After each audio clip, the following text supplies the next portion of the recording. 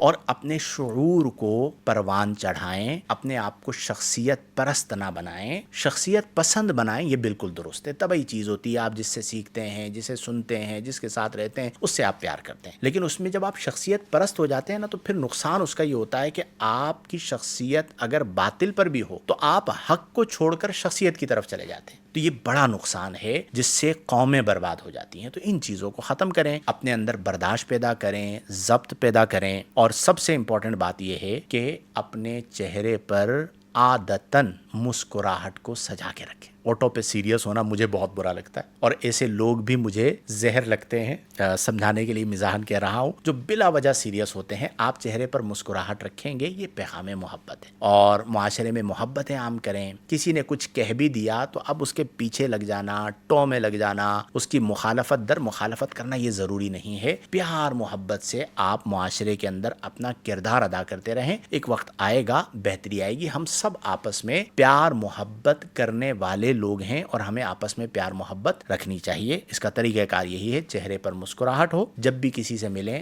سلام میں پہل کریں، نبی کریم کی سنت مبارکہ ہے، اور کسی کی غیر موجودگی میں اس کی برائی کو بیان نہ کریں، تو انشاءاللہ اللہ تعالیٰ آپ کو شرح صدر عطا فرمائے گا۔